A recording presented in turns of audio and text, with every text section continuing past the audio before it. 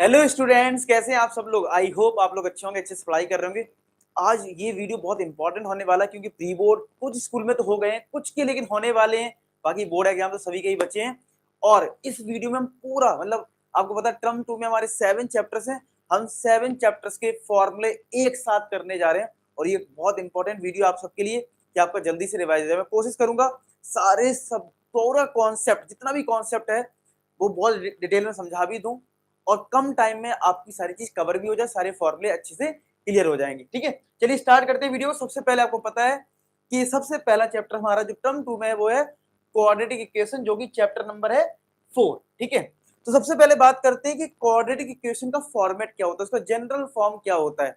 तो भाई general form तो आपको पहले भी आपने पॉलिनोमियल में भी सीखा होगा। तो इक्वेशन की बात करें तो हमारा यहाँ पे जनरल फॉर्मेट होता है ax स्क्वायर प्लस का bx plus c equal to 0। लेकिन यहाँ पे एक इंपॉर्टेंट कंडीशन होती है कि एक्स स्क्वायर का coefficient should not be equal to 0, यानी ए नॉट इक्वल टू 0। इसको मैं थोड़ा एग्जांपल से समझाता हूं कि जैसे अगर मैं आपसे बोलूं कि x square plus x plus 1 equal to 0, क्या ये क्वाड्रेटिक है? आप बोलोगे yes this is a quadratic, क्योंकि यहाँ पे डिग्री 2 है, यानी क्वाड्रेटिक होने के लिए डिग्री 2 होनी चाहिए, हाईएस्ट डिग्री 2 होनी चाहिए। अच्छा, अगर आपसे बोलूं x square plus 1 equal to 0, क्या ये क्वाड्रेटिक है? आप बोलोगे यस, क्योंकि हाईएस्ट डिग्री 2 है। अगर मैं बोलूं एक्स स्क्वायर इक्वल टू 0, तो क्या ये क्वाड्रेटिक है? तो ये भी क्वाड्रेटिक है।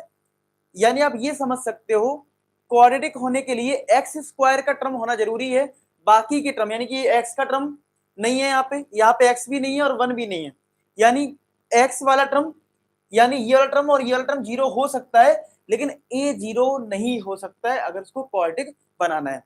अगर मैं आपसे बोलूं कि अगर कोई एग्जाम्पल है जिसके थ्रू आपको चेक करना है, तो आपको सबसे पहले सिंप्लीफाई करना होता है, ये नहीं देख के बता दिया। जैसे मैं कहूं आपसे x square plus 1 upon x square equal to 2, और मैं आपसे पूछूं क्या ये क्वाड्रेटिक है, अगर आप इसको देख के क्वाड्रेटिक बोल रहे हो तो आप गलत हो।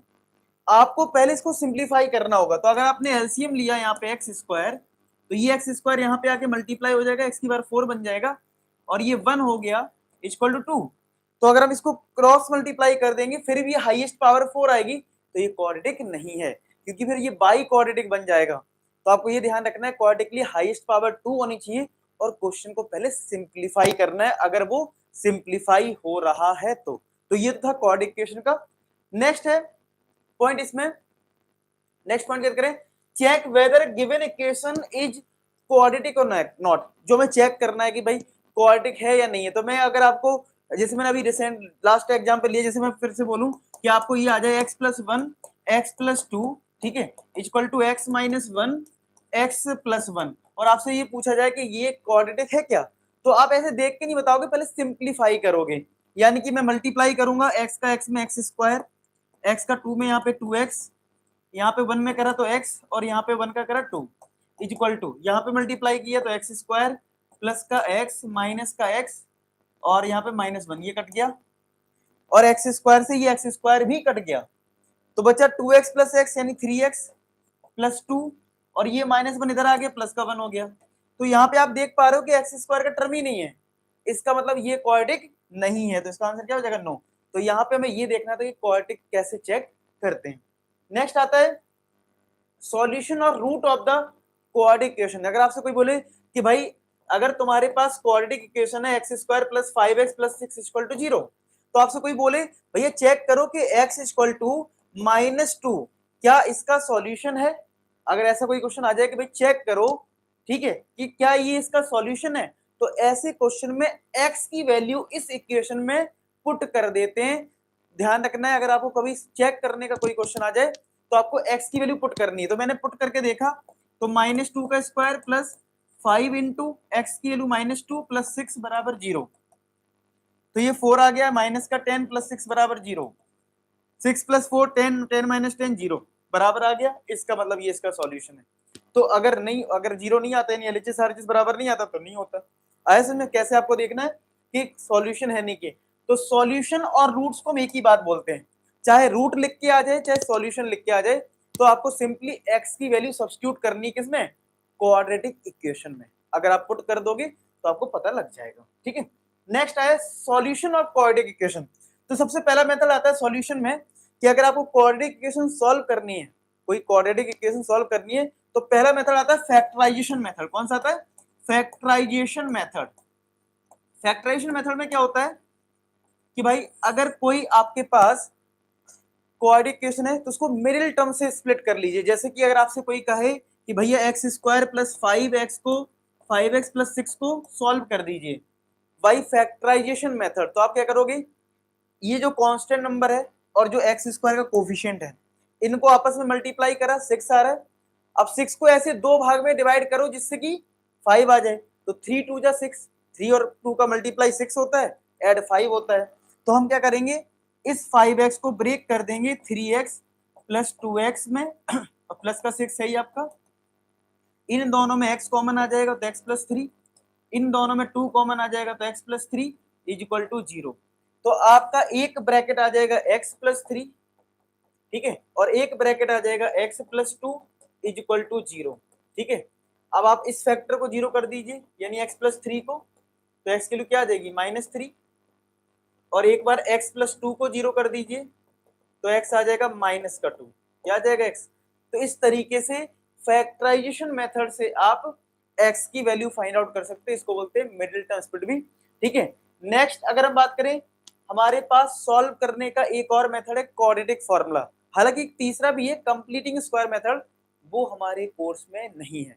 तो अगर आपको कोई क्वाड्रेटिक इक्वेशन इस फॉर्मेट में दिया जाए ax square plus bx plus c equal to 0, ठीक है, तो आपको कंपेयर करना ABC तो आता ही होगा, पॉलिनोमियल में भी सीखा है कि कोई क्वाड्रेटिक अगर दे रखी है, जैसे फॉर एग्जांपल यही है x square plus 5x plus c, तो अगर मैं यहाँ पे बोलूं a कितना है, एक्स स्क्वायर का कोफिशिएंट 1, b कितना है 5, c कितना है 6, तो इस तरीके से क्वाड्रेटिक फॉर्मूले के लिए आपको ABC निकाल लेना है, और जब ABC आ जाए तो आपको एक फॉर्मूला लगाना है जिसका नाम है quadratic formula x equal to minus b plus minus root b square minus 4ac upon 2a। ये आपको एक फॉर्मूला अप्लाई करना है, नोट कर लीजिए, x equal to minus b plus minus root b square minus 4ac upon 2a।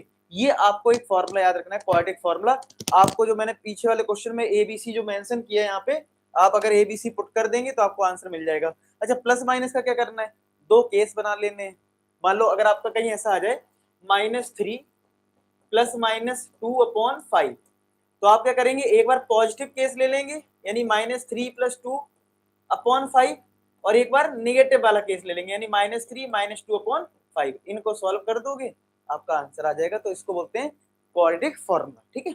चलिए next देखते हैं डिस्क्रिमिनेंट क्या होता है।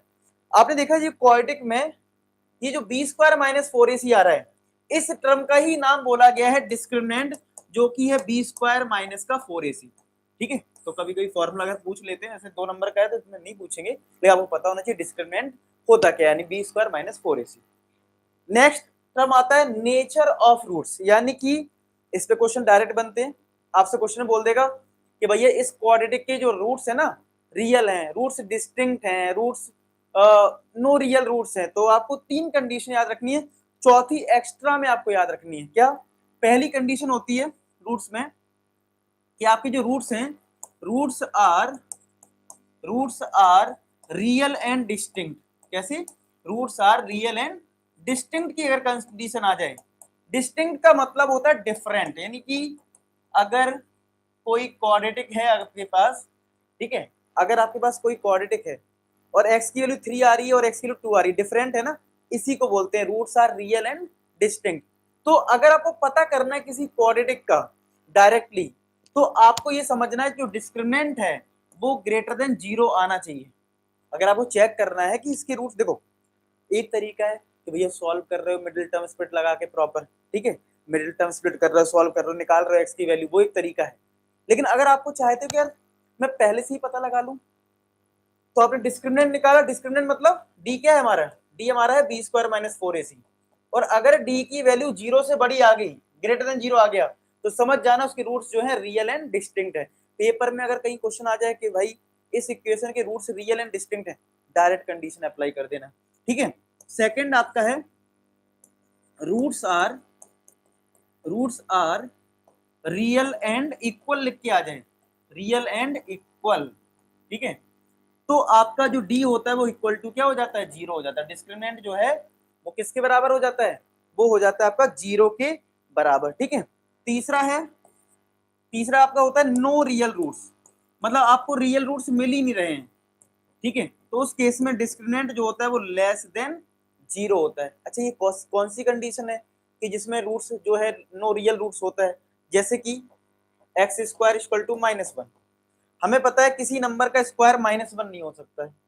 ठीक है, तो इसलिए ये कंडीशन क्या है, नो रियल रूट्स की है। अच्छा, एक और चौथी कंडीशन आ जाती है कि लिख के आ जाता है पेपर में रूट्स आर रियल। क्या लिख के आ जाता है, रूट्स आर रियल, इतना लिख के आ जाता है। तो आप देख सकते हैं इन तीन कंडीशन में रियल यहां भी है, रियल यहां भी है। इसका मतलब इन दोनों को कंबाइंड करना है, यानी ग्रेटर देन की भी कंडीशन है और इक्वल टू की भी कंडीशन है। तो इसका हो जाएगा D greater than equal to 0। तो ये आपका आंसर आ जाएगा अगर रूट्स जो है वो रियल अगर दे रखे हैं। ठीक है, समझ में आ गया, वेरी गुड। चलिए, तो ये था। अब आते हैं कुछ इंपॉर्टेंट टर्म्स पे जो कि क्वेश्चंस के लिए आपको याद रखना है क्वाड्रेटिक में। जैसे क्या पेपर में लैंग्वेज यूज करते हैं कि टू कॉन्जुगेटिव नंबर्स आर, या product of two conjugative numbers are something. ठीक है, तो आपको याद रखना है कि अगर कॉन्जुगेटिव नंबर्स की बात हो रही है तो आपको नंबर लेने हैं एक्स कॉमा एक्स प्लस 1। हाँ, अगर आपसे इवन नंबर की बात करें, इवन नंबर, तो उस केस में आप नंबर लोगे एक्स कॉमा एक्स प्लस 2, या फिर ऑड नंबर की बात करें तब भी आपको नंबर लेने हैं एक्स कॉमा एक्स प्लस 2। इसका रीजन क्या है, क्योंकि आपको पता है इवन में क्या होता है, 2 का डिफरेंस चलता है। जैसे पहला नंबर 2 है तो 2 के बाद क्या है, 4 आया, 4 क्या 6, यानी 2 का डिफरेंस है। ऑड में भी 1 है तो 1 के बाद क्या आ रहा है, 3 आ रहा है, 5 आ रहा है। तो इसलिए इसमें ऑड वाले में ये लेना है। ठीक है, अगर कभी टाइम का फॉर्मूला यूज हो जाए तो डिस्टेंस अपॉन स्पीड हो जाता है। ठीक है। अच्छा, 2 डिजिट नंबर का कॉन्सेप्ट क्या होता है वो मैं आपको अलग से बता देता हूँ।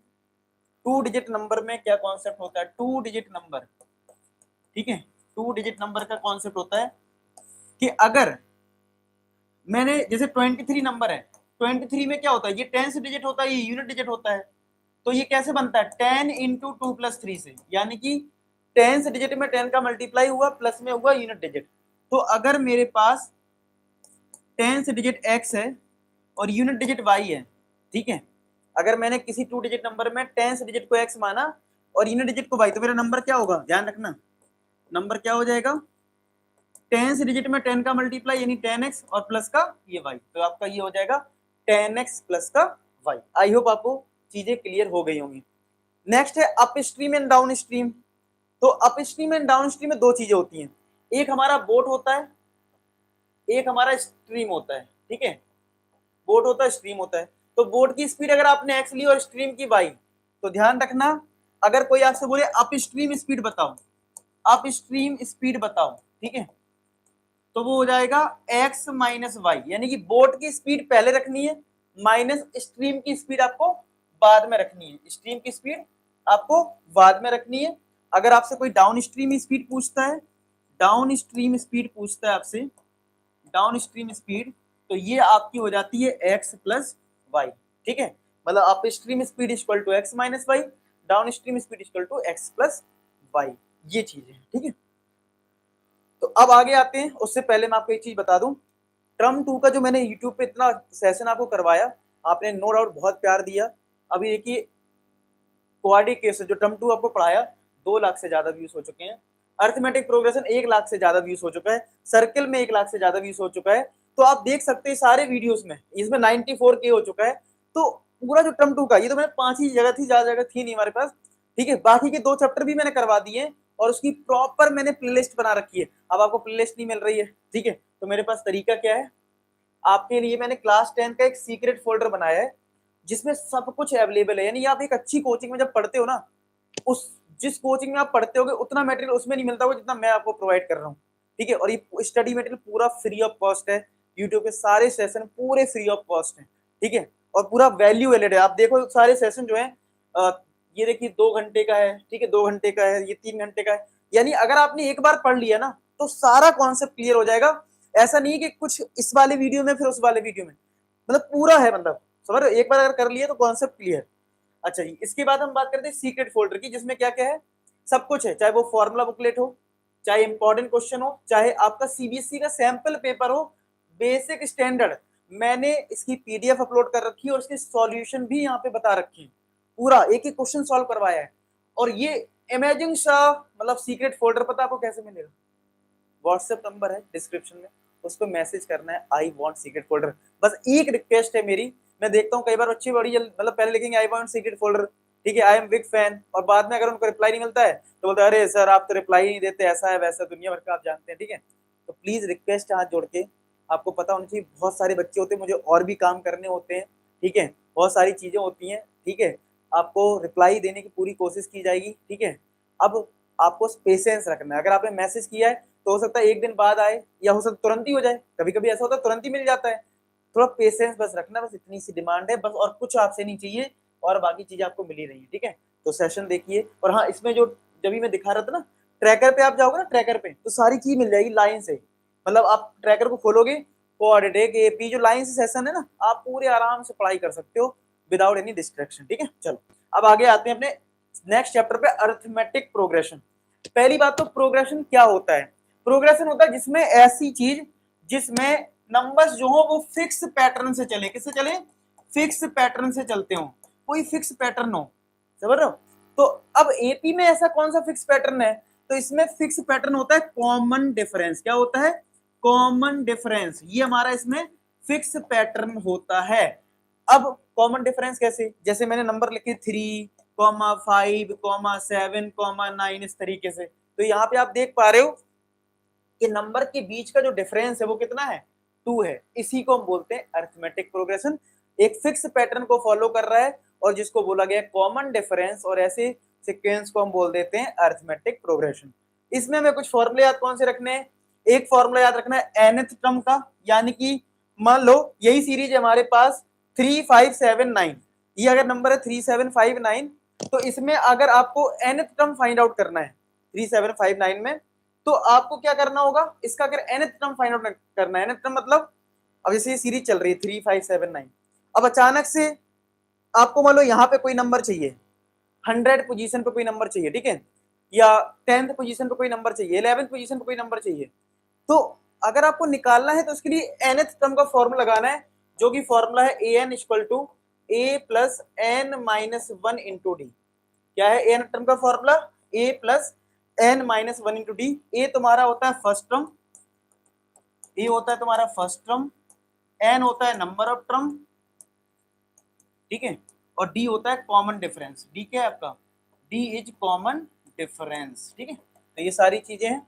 अब आपको अगर nth टर्म फ्रॉम एंड पूछ ले, nth टर्म जैसे मान लो कोई सीरीज चल रही है 3,5,7 डॉट डॉट डॉट 253, और बोल रहा है लास्ट से बताओ 10th टर्म कौन सा है, लास्ट से फ्रॉम दी एंड, तो उस केस में अगर आपको nth टर्म फ्रॉम एंड निकालना है, nth टर्म फ्रॉम एंड, तो उस केस में आपको फॉर्मूला अप्लाई करना है l plus l minus n minus 1 into d. यानी कि अगर आपको लास्ट से कोई टर्म निकालना है, मान लो 10th टर्म निकालना है, तो n को 10 रख देना, l मतलब लास्ट टर्म यानी 253 रख देना, और डिफरेंस जैसे यहाँ पे 5 माइनस 3 2 आ रहा है तो d को 2 रख देना है। तो nth टर्म फ्रॉम एंड का आपका ये प्यारा सा फॉर्मूला बन गया है, इसको नोट कर लें, ठीक है। समझ में आ गया सबको? ये फॉर्मूला है। नेक्स्ट है सम ऑफ एन टर्म्स, यानी कि मान लो अभी आप 3,5,7 लिख रहे थे, अचानक से आपको 100 टर्म निकालना था तो an चाहिए, लेकिन मैं चाहता हूँ सबको सम कर दो, तो सम का फॉर्मूला क्या है? S n equal to n by 2 bracket में 2a plus n minus 1 into d, ठीक है। ये फॉर्मूला आपका एस एन का है, जिसको बोलते हैं सम ऑफ एन टर्म्स, ठीक है। एक और फॉर्मूला इसका यूज हो जाता है, अब यहाँ पे अगर मैं बात करूं तो n नंबर ऑफ टर्म है, a तुम्हारा फर्स्ट टर्म है, n नंबर ऑफ टर्म है, d कॉमन डिफरेंस है। एक और फॉर्मूला यूज होता है n बाई 2 ब्रैकेट में a प्लस एल, यानी कि first term plus last term. Sn का एक और फॉर्मूला आ गया, क्या? First term plus last term. I hope आपको चीजें क्लियर हो गई हो, ठीक है। अब एक रिलेशन भी होता है जो यूजफुल है काफी, कि जिसमें आपको अगर कहीं सम ऑफ एन टर्म्स दे रखा है और ए एन पूछा है, ठीक है, तो आप इसका यूज कर सकते हो। ए एन में से ए एन जो है वो क्या है? एस एन माइनस का एस एन माइनस 1। तो एक फॉर्मूला है, लेकिन बहुत ज्यादा 10th लेवल पे यूज नहीं है, हाँ फ्यूचर में कॉम्पिटिटिव में काफी यूज है, ठीक है, तो इसको नोट कर सकते हैं आप। अब नेक्स्ट चैप्टर पे आते हैं, एपी हमारा खत्म हो गया, ठीक है। अब आते हैं यहाँ पे एक चीज आपको, एक मिनट, अभी एक चीज मुझे और बतानी है इसमें, सिलेक्शन ऑफ थ्री टर्म्स, ठीक है। एक चीज और बतानी है, सिलेक्शन ऑफ थ्री टर्म्स। अब होता क्या है, कई बार किसी क्वेश्चन में ना था कुछ चीजें दे देते हैं, जैसे सिलेक्शन ऑफ थ्री टर्म्स अगर दे दिया, मान लो सिलेक्शन ऑफ, एक मिनट, ठीक है। तो सिलेक्शन ऑफ थ्री टर्म्स में क्या होगा यहाँ पे, हाँ ये चीज यहाँ चलेगी, एक मिनट, ये स्लाइड चलो मैं इधर करवा देता हूँ, ठीक है। सर्किल यहाँ आ गया है, थोड़ा सा चीजें इधर उधर हो गई है, एक मिनट, चलो मैं देखो आपको बताता हूँ। एपी में अभी हमारा क्या है, सिलेक्शन ऑफ थ्री टर्म्स की बात करें, कभी कभी क्या होता है इस पे क्वेश्चन आ जाता है कि अगर आपको तीन टर्म्स का पर्टिकुलर क्वेश्चन आ जाए, सिलेक्शन ऑफ थ्री टर्म्स का अगर पर्टिकुलर क्वेश्चन आ जाए तो कैसे करना है उस केस में। अब क्वेश्चन में लिखा होगा सम ऑफ थ्री टर्म्स, ठीक है। तो उस केस में आपको क्या करना है, टर्म्स जो लेने हैं वो a minus D, A comma A plus D लेना है। हालांकि वैसे तो हम क्या करते हैं, वैसे हम कर लेते हैं क्या, a comma A plus D comma A plus two D, ऐसे चलते हैं। एपी में हम जनरल कैसे करते हैं, a comma A plus D comma A plus two D, ऐसे चलते हैं, ठीक है। लेकिन अगर तीन टर्म का कोई क्वेश्चन आ जाए जिसमें बोला जाए सम ऑफ थ्री टर्म्स, तो वो आप इस तरीके से करेंगे। अगर फोर टर्म्स आ जाए, अगर फोर टर्म्स का बाई चांस कोई क्वेश्चन आ जाए, तो उस केस में आपको नंबर लेना है a minus three D, A minus D, A plus D, और आपको लेना है a प्लस थ्री डी। इस तरीके से ये आपको नंबर्स लेने हैं, ठीक है। नेक्स्ट एंड लास्ट कॉन्सेप्ट आता है एपी में, जो कि है अरिथमेटिक मीन। किस पे बेस्ड है, अरिथमेटिक मीन पे, अरिथमेटिक मीन। तो अरिथमेटिक मीन में क्या है आपका वो समझ लेते हैं। अगर तीन numbers A B C AP में हैं, तो जो मिडिल नंबर है, इस मिडिल नंबर को ही अरिथमेटिक मीन बोलते हैं, और वो किसके बराबर होता है, पहले और तीसरे के एवरेज के बराबर, यानी a plus c upon two के।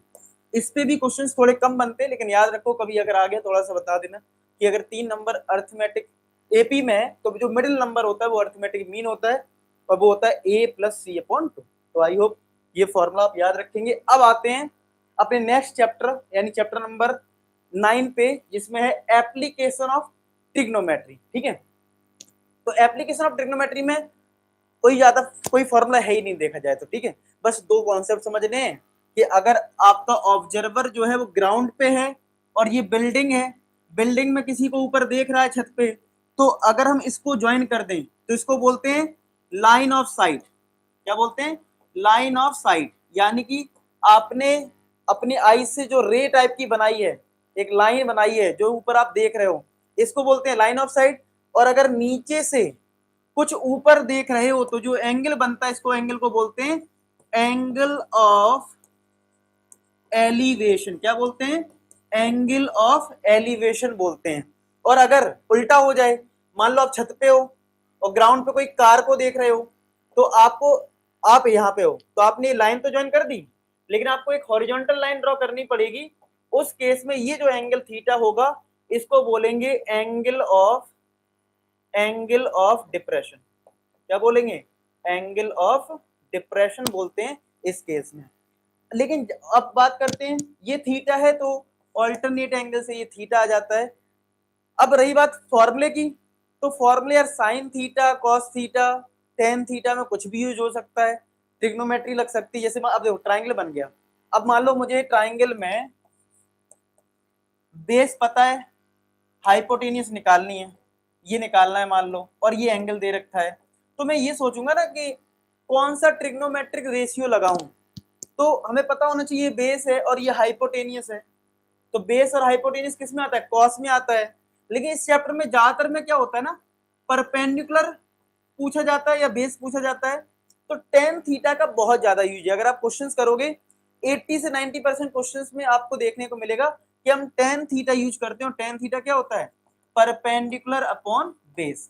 लेकिन यूज होने को कोई भी हो सकता है, साइन भी हो सकता है, तो आपको वो बेसिक चीजें पता होना चाहिए। मैं एक बार बता भी देता हूँ कि साइन थीटा जो होता है वो परपेंडिकुलर अपॉन हाइपोटेनियस होता है, cos theta base upon hypotenuse होता है, tan theta perpendicular upon base होता है, साइन का रेसिप्रोकल कॉसेक होता है, हाइपोटेनियस अपॉन परपेंडिकुलर, कॉस का रेसिप्रोकल सेक थीटा यानी हाइपोटेन्यूस अपॉन बेस, और कॉट थीटा हो जाएगा बेस अपॉन परपेंडिकुलर। इस तरीके से 6 ट्रिग्नोमेट्रिक रेशियोज निकल के आते हैं जिनका हम यूज करते हैं, और बाकी कोई नया फॉर्मूला नहीं होता है। आपको वैल्यूज जरूर पता होना चाहिए कि tan 30 कितना होता है, tan 60 कितना होता है, बस, और उससे ज्यादा कुछ नहीं। ठीक है, अब बात करते हैं सरफेस एरिया, सबसे बाद में बात करेंगे।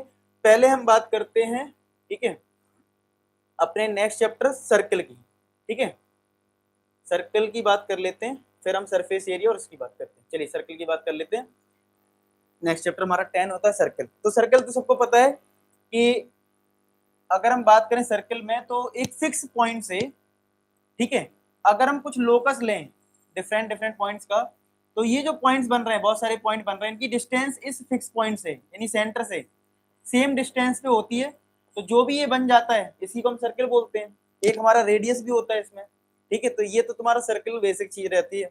नेक्स्ट है कॉर्ड। कॉर्ड क्या होता है कि अगर ये सर्कल है, मैं कहीं भी 2 पॉइंट ले लूं, जैसे ये ए हो गया और ये बी, और इनको ज्वाइन कर दूं तो ये बन जाता है कॉर्ड। ठीक है, मतलब छोटे छोटे टर्म्स हैं जो आपको पता होना चाहिए। Line segment between 2 points, simple. ठीक है, कोई डेफिनेशन तुमसे नहीं पूछेगा, इसलिए मैं टाइम ज्यादा कंज्यूम नहीं कर रहा हूँ इस चीज में, 9th क्लास की चीज में। सर्कल में सिर्फ 2 ही थ्योरम काम किए हैं, ठीक है, जिनका आपको प्रूफ आना चाहिए, बाकी कुछ आपको बस पता होना चाहिए और कुछ ऐसा प्रूफ करना नहीं होता। जैसे सेमी सर्कल क्या होता है भाई, सर्कल को 2 पार्ट में जब डिवाइड करते हो तो भैया ये वाला शेप बन गया सेमी सर्कल। एक प्रॉपर्टी भी याद रखिए कि अगर मैं एक ट्राइंगल बना दूं इस तरीके से ए पी बी, ठीक है, और ये जो ए बी है वो डायगोनल है, क्या है, ए बी तुम्हारा डायगोनल है अगर, ठीक है, यानी ये सेमी सर्कल है, तो याद रखना एंगल एपीबी जो होगा वो 90 डिग्री होगा। और कभी भी इसका यूज करो कि 90 डिग्री है, बस ब्रैकेट में एक चीज मेंशन कर देना जिसको बोलते हैं एंगल इन सेमी सर्कल। क्या बोलते हैं, एंगल इन सेमी सर्कल, इस तरीके से बता देना एंगल इन सेमी सर्कल है, सही रहेगा। और कुछ नहीं लिखना और कोई प्रूफ नहीं करना आपको, ठीक है, कोई प्रूफ नहीं करना, सिर्फ बता देना। सरकमफ्रेंस सब लोग जानते हैं यार, सर्कल का ये पार्ट जो है पूरा कंप्लीट, इसी को हम सरकमफ्रेंस बोलते हैं। ठीक है, अब सरकमफ्रेंस कोई पूछेगा नहीं, एरिया थोड़ी ना इधर निकालना, वैसे 2 पाई आर होता है। क्या होता है सरकमफ्रेंस, 2 पाई आर होता है। आर्क किसको बोलते हैं भाई, जैसे ये सर्कल है, अब मैंने सर्कल के किसी एक पार्ट को ले लिया, जैसे यहां से लेके यहां तक को ले लिया मैंने, ठीक है, तो आर्क क्या है, जब पार्ट ऑफ द सर्कल, यानी कि मैंने ये जो पार्ट लिया सर्कल का, इसी को हम क्या बोल रहे हैं आर्क बोल दे रहे हैं। सेगमेंट क्या होता है, अगर मैं एक सर्कल बनाऊं और एक कॉर्ड बनाऊं, तो कॉर्ड और आर्क के बीच में, मतलब क्या, ये हमारा कॉर्ड है, ठीक है, ये हमारा आर्क है, तो आर्क और कॉर्ड के बीच के एरिया को हम क्या बोलते हैं, सेगमेंट बोलते हैं। ठीक है, क्या बोलते हैं, सेगमेंट। तो इस इधर भी सेगमेंट है और ऊपर वाला भी सेगमेंट है, इसको मेजर सेगमेंट बोल देंगे, इसको माइनर सेगमेंट। इसका लेकिन बहुत ज्यादा सर्कल में अभी फिलहाल यूज नहीं है, बस थोड़े टर्म्स पता होना चाहिए। ठीक है, सेक्टर की बात करें तो अगर ये सर्कल है और ये सेंटर है, तो अगर मैंने 2 रेडियस बना दी यहाँ पे, इन 2 रेडियस के बीच का जो एरिया होगा, यानी ये वाला पार्ट, इसी को हम लोग बोलते हैं सेक्टर। मैं जल्दी जल्दी चीजें कवर कर रहा हूँ क्योंकि सारी चीजें आपको पता होनी चाहिए, कोई फॉर्मूला आपसे कुछ नहीं पूछा जा रहा है थ्योरम। नेक्स्ट क्या है कि अगर हम सेंटर से परपेंडिकुलर ड्रॉ करते हैं तो जो कॉर्ड होती है वो बाइसेक्ट कर जाती है। क्या होता है, अगर सेंटर से परपेंडिकुलर ड्रॉ करोगे कॉर्ड पे, कॉर्ड तो जानते ही हो, तो ये बाइसेक्ट हो जाती है, यानी कि एएम जो है वो किसके बराबर हो जाएगा, एमबी के बराबर हो जाएगा। ठीक है, एएम किसके बराबर हो जाएगा, एमबी के। नेक्स्ट है, अगर 2 इक्वल कॉर्ड हैं, यानी ए बी और सी डी बराबर दे रखा है, यानी 2 इक्वल कॉर्ड है A B equal to C D, तो इनकी जो सेंटर से डिस्टेंस होगी इन 2 कॉर्ड की वो बराबर होगी। अगर ये ओ एम ले लूं और ये ओ एन ले लूं, तो आपका जो ओ एम है और ओ एन है ये आपस में क्या होंगे, बराबर है। क्या थ्योरम हो गई आपकी कि अगर सेंटर से इक्वल डिस्टेंस है, मतलब अगर 2 कॉर्ड इक्वल हैं तो सेंटर से क्या होगी, इक्वल डिस्टेंस होगी। आई होप आपको समझ में आ रहा होगा। ठीक है, क्लियर हो गया, समझ में आया, समझ में आ गया सबको, ठीक है, समझ में आ गया अच्छे से। चलो अब देखो यहाँ पे नेक्स्ट देखते हैं, 2 इक्वल कॉर्ड हैं, ठीक है, अब 2 इक्वल कॉर्ड में क्या है, आपका सेंटर पे जो एंगल बनता है वो इक्वल बनता है। जैसे कि क्या, ये आपका सेंटर हो गया, अब ये 2 कॉर्ड इक्वल हैं ए बी और सी डी, ए बी और सी डी, ये दो कॉर्ड क्या इक्वल है, तो इन दो कॉर्ड का जो एंगल बनता है वो क्या बनता है, इक्वल बनता है। ठीक है, जैसे अगर हम बात करें इसमें, ए बी जो है अगर सी डी के बराबर है, ठीक है, जो ए बी और वो सी डी के बराबर है, तो ये वाला जो सेंटर पे एंगल बनेगा वो बराबर बनेगा, यानी कि एंगल ए ओ बी जो होगा वो एंगल सी ओ डी के बराबर होगा। ये भी आपको ध्यान रखना है क्या, कि अगर दो कॉर्ड इक्वल हैं तो उनका सेंटर पे जो एंगल बनता है वो भी बराबर बनता है। नेक्स्ट है एंगल इन सेमी सर्किल, ये तो मैंने डिस्कस कर लिया है। ठीक है, साइक्लिक क्वाड्रिलेटरल, साइक्लिक क्वाड्रिलेटरल क्या होता है, ऐसा क्वाड्रिलेटरल जिसकी चारों वर्टेक्स सर्कल पे लाई करती हूँ। जैसे ये सर्कल है तो मैंने चारों पॉइंट ले लिए, यानी ये क्वाड्रिलेटरल बना लिया ए बी सी डी, तो इसको बोलते हैं साइक्लिक क्वाड्रिलेटरल। इस साइक्लिक क्वाड्रिलेटरल की प्रॉपर्टी भी होती है, क्या होती है प्रॉपर्टी, अपोजिट एंगल का जो सम होता है, यानी कि angle A plus angle C equal to 180 degree, angle B plus D ये होता है 180 डिग्री।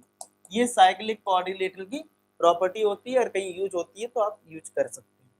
नेक्स्ट है दो circle, if two circle intersect at 2 points, जैसे एक सर्किल ये है और एक सर्किल तुम्हारा ये है, ठीक है, then line through the centre is perpendicular bisector of the common chord, ये कॉमन कॉर्ड है ए बी, और इनके सेंटर को ज्वाइन कर दूं, ये ओ है और इसका सेंटर ओ डैश है, तो ये बोला है कि जो सेंटर वाली लाइन है ना इसको परपेंडिकुलर बाइसेक्ट करती है, यानी कि ये वाला एंगल 90 डिग्री होगा और ये मिड पॉइंट भी होगा। अगर इस पॉइंट को कुछ नाम दे दूं, ये वाला जो पॉइंट है ये, इस पॉइंट को अगर मैं नाम एम दे दूं, तो ए एम जो है वो एम बी के बराबर होगा, किसके बराबर होगा, ए एम एम बी के बराबर होगा, पहली चीज।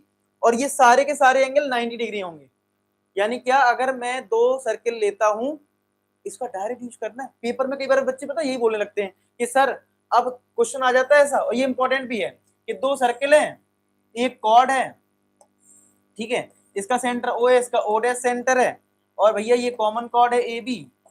अब मैंने कहा कि ए एम बराबर एम बी लिख दो, अब बच्चे बोलने लगते हैं सर हम पेपर में ऐसे लिख सकते हैं क्या, बिल्कुल लिख सकते हो, 9th क्लास में आपने प्रूव किया, तो आप इसी स्टेटमेंट को लिख सकते हो, समझ रहे हो, कि if two circle intersect at 2 points then 2 point then the line through the centre is perpendicular bisector of the common chord, यानी कि जो हम सेंटर को ज्वाइन कर रहे हैं, तो ये जो कॉमन कॉर्ड है ना, ये एक तो परपेंडिकुलर हो जाएगी यहाँ, और ये बाइसेक्ट भी कर जाएगी, यानी कि ए एम जो है वो एम बी के बराबर भी होगी, और ये सारे एंगल 90 भी होंगे, यानी कि angle A M O equal to angle B M O, angle B M O equal to angle O dash M A, O dash M A equal to angle O dash M B, ये सारे angle बराबर होंगे। आई hope आपको ये चीज समझ में आ रही होगी, क्लियर सबको, समझ में आ गया, वेरी गुड। तो ये डायरेक्ट यूज करना है।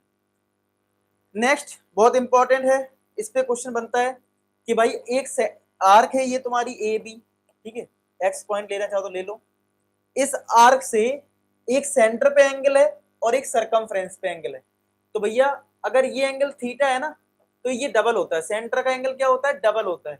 अगर ये एंगल 30 डिग्री है तो सेंटर वाला एंगल क्या होगा, 60 डिग्री होगा, ये आपको एक ध्यान रखना है।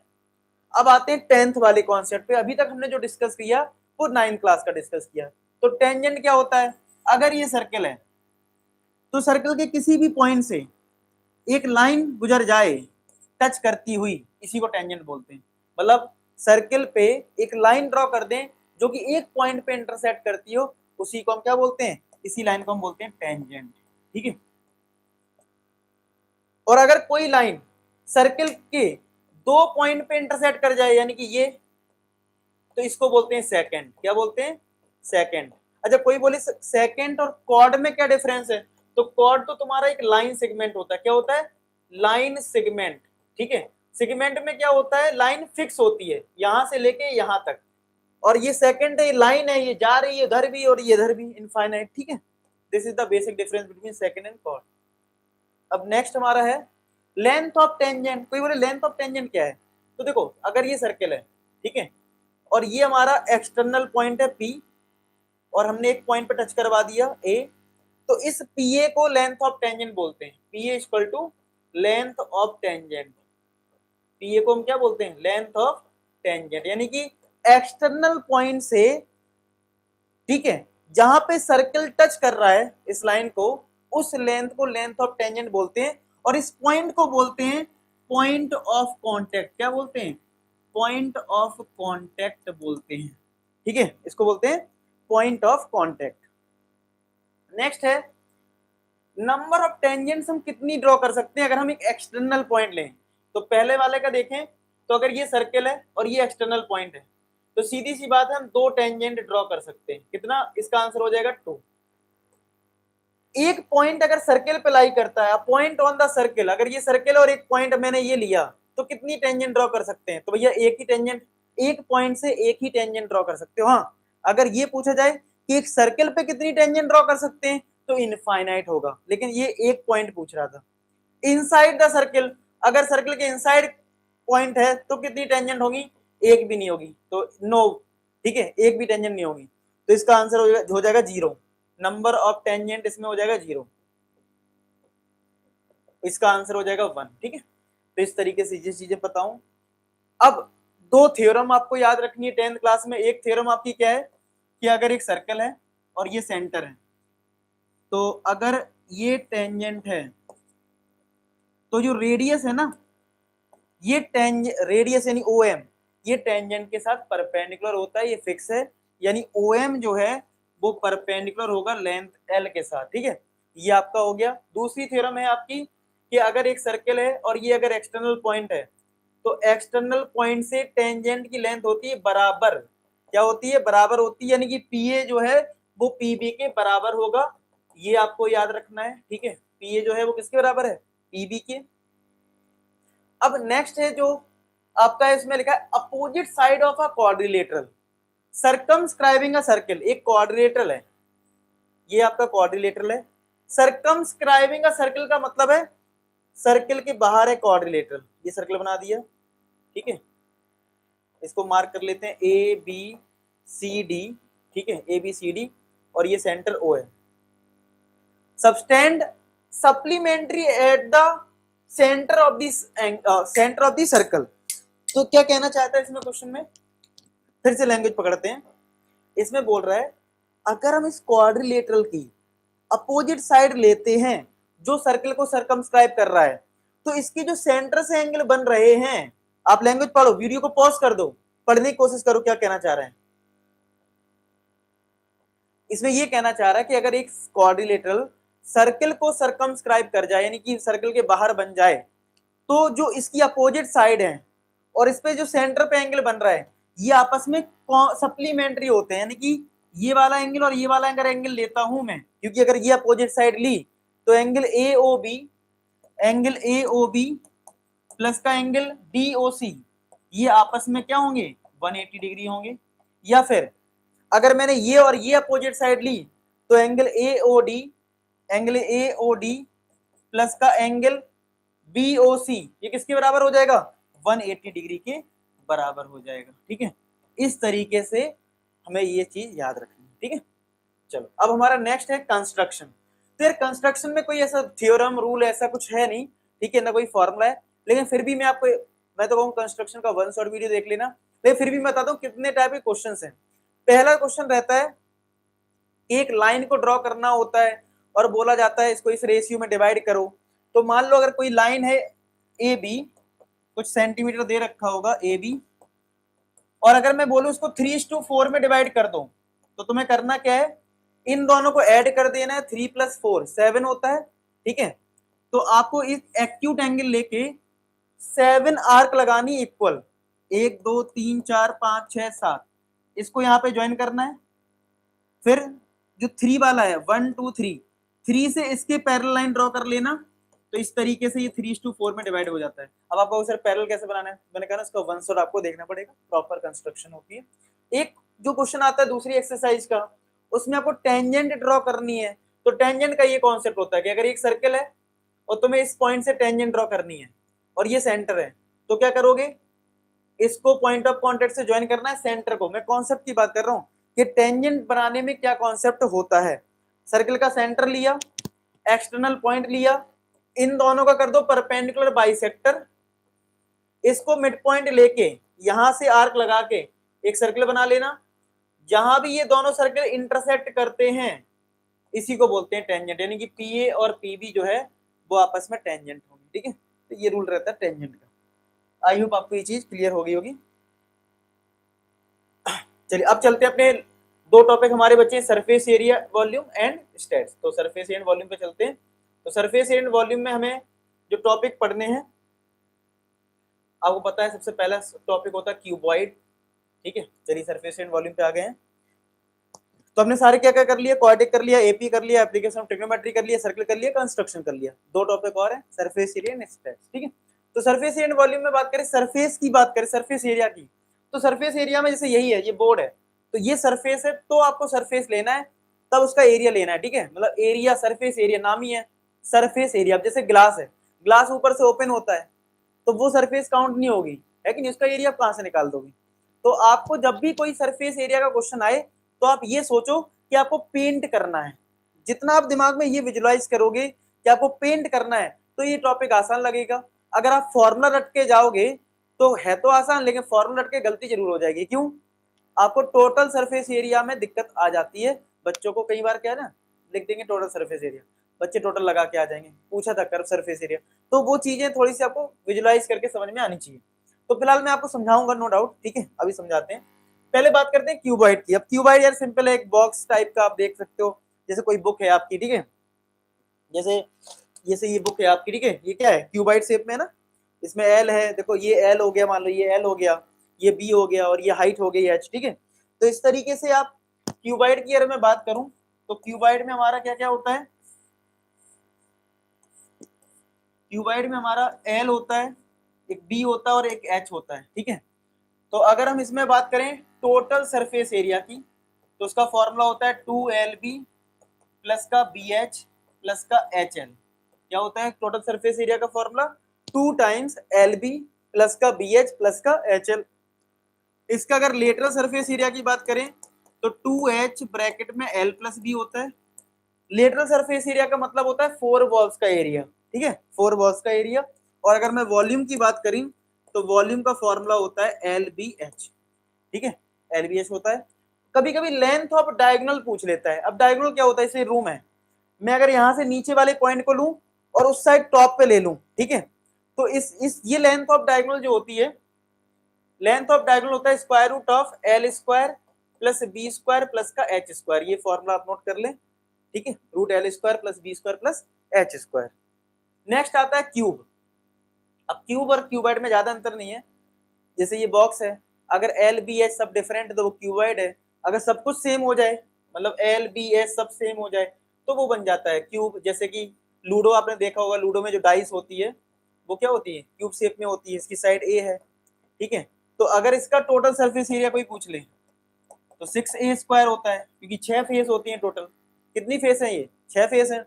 लेटरल सरफेस एरिया में 4 बॉल होंगी, 4 बॉल्स का एरिया 4A स्क्वायर। वॉल्यूम कोई पूछ ले तो इसका वॉल्यूम होता है ए क्यूब, ठीक है। और अगर इसमें लेंथ ऑफ डायगोनल कोई पूछ ले तो उसका आंसर होता है √3a, ठीक है, √3a। नेक्स्ट आता है सिलेंडर। सिलेंडर ये है आपका, जिसमें रेडियस होता है और हाइट होता है। तो इसका आपका CSA जो होता है, कर्व सरफेस एरिया जो होता है, वो 2πRH होता है, 2πRH होता है। अब ये कर्व सरफेस एरिया कौन सा है, जैसे ये सिलेंडर है तो इस वाले पार्ट को हम बोलते हैं कर्व सरफेस एरिया, ठीक है। टोटल की अगर बात करूं, टोटल सरफेस एरिया की, तो ऊपर एक सर्कल होगा, एक नीचे सर्कल होगा, तो 2πRH में 2πR स्क्वायर ऐड हो जाएगा। तो इसमें हम 2πR अगर कॉमन ले लें तो फॉर्मूला एक ये भी बन जाता है 2πR ब्रैकेट में H प्लस R। और इसका जो वॉल्यूम होता है, इसका जो वॉल्यूम होता है वो होता है πR स्क्वायर H, ठीक है, πR स्क्वायर H होता है। अब होलो सिलेंडर भी आ जाता है। होलो सिलेंडर क्या होता है, जैसे ये सिलेंडर देखो, ये खाली है अंदर से, तो आप अगर देखो तो एक अंदर वाली रेडियस होगी, एक बाहर वाली। तो होलो सिलेंडर कुछ इस तरीके से बना होगा, इस तरीके से होलो सिलेंडर बन जाएगा, ठीक है। तो यहाँ पे एक अंदर रेडियस होगी, एक बाहर रेडियस होगी। जैसे कि इस वाले की रेडियस हमारी R1 है और बाहर वाले की यहां से लेके यहां तक ये R2 है। तो यहाँ पे भी आपको सरफेस एरिया पूछ सकता है, curve surface area, total surface area, ये सब। ठीक है, तो अगर मैं पहले बात करूं कर्व सरफेस एरिया की, अब यहाँ पे कर्व सरफेस एरिया दो हो जाएंगे, क्यों? एक तो बाहर वाला और एक अंदर वाला। तो पीछे जैसे हमने फॉर्मूला पढ़ा था 2πr(h), अब यहाँ पे हाइट तो अगर h ही ले लें, लेकिन दो हो जाएंगे, 2πr1h प्लस का 2π बाहर वाला, ये अंदर वाला हो गया, ये तुम्हारा बाहर वाला हो गया, तो दोनों लेने पड़ेंगे, 2πr1h 2πr2h। Total surface area की बात करें तो टोटल सरफेस एरिया कैसे निकाला था हमने? कर्व सरफेस एरिया प्लस ये जो बेस एरिया था और टॉप एरिया था। अब यहाँ पे जो टॉप एरिया है वो कुछ इस तरीके का होगा, देखो अगर इसको देखें तो यहाँ एक आउटर सर्कल होगा और एक इनर सर्कल होगा, लेकिन अगर आपको सरफेस निकालना है, सरफेस तो ये है, तो सरफेस, इसको और थोड़ा सा देखें तो जैसे कोई अगर बुक लेते हैं अगर हम, ठीक है, जैसे ये बुक है, ठीक है, ये तुम्हारा होलो सिलेंडर है, समझना ध्यान से। अब यहाँ पे अगर मैं इस सरफेस का एरिया निकालना है मुझे, तो कैसे निकालूंगा? बड़े वाले सर्कल से छोटा वाला सर्कल अगर माइनस कर दूंगा तो ये एरिया मिल जाएगा कि नहीं मिल जाएगा? ठीक है, तो यानी कि टोटल सरफेस एरिया में ये वाला पार्ट तो रहेगा रहेगा कर्व वाला, क्योंकि ये बाहर वाला और अंदर वाला तो रहेगा, टोटल में कर्व वाला तो रहता ही रहता है, तो यानी 2πr1h प्लस का 2πr2h तो रहेगा, लेकिन ऐड क्या हो जाएगा? ऊपर वाला। ऊपर वाला कैसा है?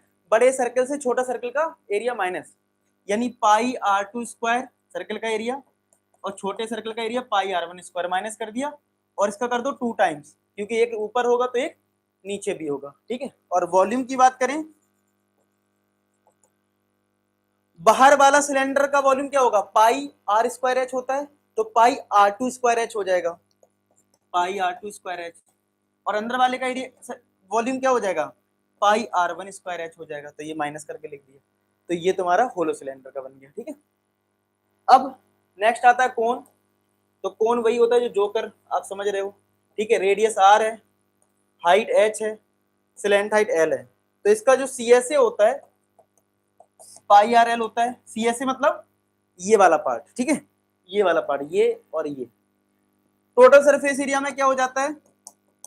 ये नीचे वाला जो सर्कल है वो भी आ जाता है, तो πrl में πr स्क्वायर ऐड हो जाता है, तो πr अगर कॉमन ले लें तो ब्रैकेट में आ जाता है l प्लस r, और यहाँ पे अगर वॉल्यूम की बात करें तो वो होता है 1/3 πr स्क्वायर h। ठीक है, ये फॉर्मूले आपको याद करने हैं। नेक्स्ट आपका स्फीयर आता है, तो स्फीयर में तो आपका एक ही सरफेस एरिया होता है, चाहे इसको टोटल बोलो या सरफेस एरिया भी बोल सकते हो, तो 4πr स्क्वायर होता है। और अगर मैं वॉल्यूम की बात करूं तो वो होता है 4/3 πr3। ठीक है, 4/3 πr3 होता है। अब हेमिस्फीयर की बात करें तो जस्ट हाफ कर दिया। इसमें दो चीजें आती हैं, कर्व भी होता है, टोटल भी होता है। कर्व वाला पार्ट ये है आपका, ये इधर वाला पार्ट, तो CSA आपका होता है 2πr स्क्वायर, और टोटल सरफेस एरिया में क्या होता है? ये ऊपर वाला सर्कल भी आ जाता है, तो 2πr स्क्वायर में 1πr स्क्वायर और ऐड कर दिया, 3πr स्क्वायर। वॉल्यूम की बात करें तो हाफ कर दो, जो हमारा इधर 4/3 πr3 है ना, तो यहाँ पे आ जाएगा 2/3 πr3। अब अगर, ठीक है, होलो सिलेंडर भी सॉरी होलो हेमिस्फीयर भी आ सकता है।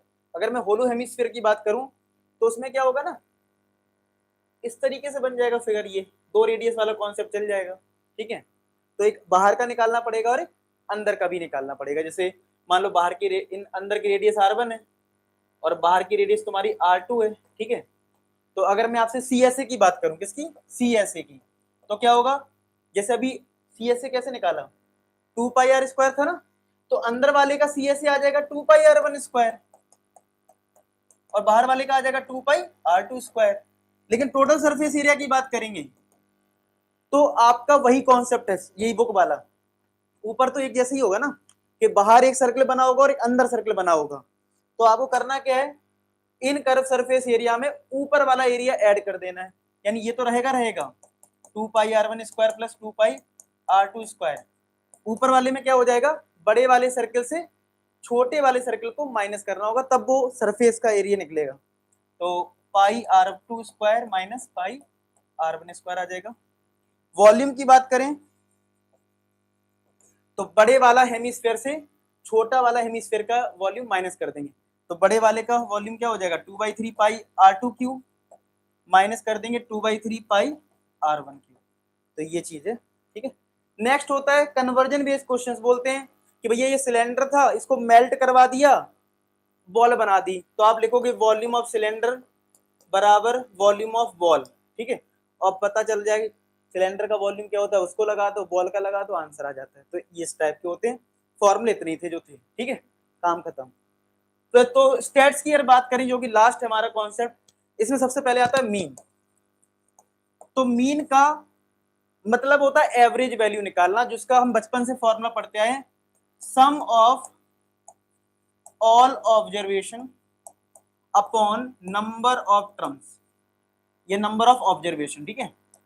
इसको ऐसे भी डिनोट करते हैं हम लोग कि जितनी भी ऑब्जर्वेशन है, मान लिया पहली ऑब्जर्वेशन x1 है, फिर x2 है, फिर x3 है और लास्ट में xn है। तो n अगर ऑब्जर्वेशन है तो n से डिवाइड कर दिया। अब जैसे मैंने आपसे बोला 3, 4, 5 ये 3 नंबर है, इनका मीन बताओ, तो इन सबको ऐड कर दिया और 3 से डिवाइड कर दिया, तो एक फॉर्मूला ये वाला हो गया। इसको शॉर्ट में ऐसे भी लिखते हैं, समेशन का साइन लगा देते हैं, इधर xi लिख देते हैं और n से डिवाइड कर देते हैं, तो ये भी फॉर्मूला हो जाता है समेशन ऑफ xi लिख के, ठीक है। फिर हमारे पास मीन के दो मेथड हैं, अर्थमेटिक मीन को हम अर्थमेटिक मीन भी बोलते हैं, मीन भी बोलते हैं और एवरेज भी बोलते हैं, ठीक है। अब जो दो मेथड की मैं बात कर रहा हूं वो बता देता हूं। तो पहला होता है मीन निकालने का डायरेक्ट मेथड, ठीक है। तो डायरेक्ट मेथड का आपका मीन का जो फॉर्मूला होता है वो होता है summation of fi xi upon summation of fi, ठीक है। ये होता है डायरेक्ट मेथड का। और दूसरा हमारा जो कोर्स में है वो है assume mean method, assume mean method, जिसमें आपका मीन का फॉर्मूला है a plus summation of fi di upon summation of fi, और d जो होता है वो होता है x माइनस ए, d जो होता है वो होता है x माइनस ए, ठीक है। आई होप आपको ये चीज समझ में आ गई होगी। फिर मॉड आता है, मॉड होता है हाईएस्ट फ्रिक्वेंसी जब आती है, जैसे मान लो मैं कहूँ 2, 3, 3, 5, तो मॉड बताओ, तो 3 है, जिसकी ज्यादा फ्रिक्वेंसी वो मॉड है। लेकिन फ्रिक्वेंसी वाले क्वेश्चंस के लिए एक फॉर्मूला होता है मॉड का, वो आपका होता है L plus F1 minus F0 upon 2F1 minus F0 minus का F2 इंटू H, ठीक है। अब जब आपने एक्सरसाइज करोगे तो खुद ही समझोगे, वहां पे जो वन शॉट वीडियोस है उनकी हेल्प से समझोगे क्या क्या होता है ये एल और ये सब फॉर्मूला मैंने आपको बता दिया। और नेक्स्ट है जो लास्ट है मीडियन। मीडियन का मतलब होता है मिड वैल्यू, ठीक है। तो अब मान लो मैं आपसे बोलूं ये 4 टर्म्स का मिड वैल्यू बताओ, तो आप कहोगे सर ये भी और ये भी है, तो इन दोनों को ऐड करना है, 2 से डिवाइड करना है। लेकिन अगर 3 टर्म है तो मिड टर्म 1 होता है, ठीक है। तो इसके लिए क्या होता है, मीडियन में 2 फॉर्मूले बनते हैं कि अगर नंबर ऑफ टर्म इवन है तो मीडियन का जो फॉर्मूला होता है वो होता है हमारा n/2th observation plus n/2 plus 1th observation upon 2, ठीक है। और अगर हम n ऑड की बात करें, मैं यहां लिखता हूं, अगर हमारा नंबर ऑफ टर्म ऑड है, n इज ऑड, तो आपका मीडियन का फॉर्मूला जो है वो हो जाता है n plus 1 upon 2th observation, ठीक है। तो आई होप आपको समझ में आ गया। तो ये मीडियन हो गया, 2 फॉर्मूले। बाकी जो हमारे कोर्स में है उसमें जो फ्रीक्वेंसी वाला क्वेश्चन है मीडियन का, वो मैं लिख देता हूं, वो है हमारा L plus n/2 minus C F upon F into H. तो ये आपको फ्रीक्वेंसी वाले क्वेश्चन में आपको ये फॉर्मूला यूज करना है। इस तरीके से सारे फॉर्मूले मैंने कवर कर दिए, पूरा रिवीजन आपका हो गया होगा, ठीक है। और 1 आवर से थोड़ा सा पहले कर लिया हमने कंप्लीट, ठीक है। मैं नहीं चाहता था 1 आवर प्लस हो जाए, फिलहाल हमने कंप्लीट कर लिया, इसलिए थोड़ा स्पीड भी रखी। आपको कैसा लगा ये वीडियो, पूरा रिवीजन आपने कर लिया होगा मेरे साथ। और टाइम हो रहा है रात के 3 बजने वाले हैं, ठीक है, लेकिन कंप्लीट हुआ फाइनली। आई होप आपको ये मेरी कोशिश आपके लिए अच्छी लगी हो, क्योंकि प्री बोर्ड आ रहे थे, आप लोग बोल रहे थे कमेंट सेक्शन में, व्हाट्सएप पे मैसेज कर रहे थे, सर जल्दी करवा दो सर फॉर्मूला 1 शॉट। मैंने आपको पूरा करवा दिया, अब आपकी रिस्पॉन्सिबिलिटी है बोर्ड एग्जाम में फोड़ देना, ठीक है, अपने प्री बोर्ड में फोड़ देना। तो सब बच्चे कमेंट सेक्शन में लिख देना A4S आर्मी बोर्ड एग्जाम में प्री बोर्ड में फोड़ देगी। सब बच्चे लिख देना कि हमारी A4S आर्मी बोर्ड एग्जाम में फोड़ेगी, उससे पहले प्री बोर्ड में फोड़ेगी। तो सब बच्चे लिख देना प्री बोर्ड में फोड़ देंगे, प्री बोर्ड में फोड़ेंगे, मुझे पता लग जाएगा कि आपको ये सेशन अच्छा लगा। ठीक है, तो मिलते हैं नेक्स्ट सेशन में, तब तक अपना ख्याल रखें, पढ़ाई करते रहें। लास्ट में एक ही बात बोलूंगा कि आप सभी सफल हो। धन्यवाद।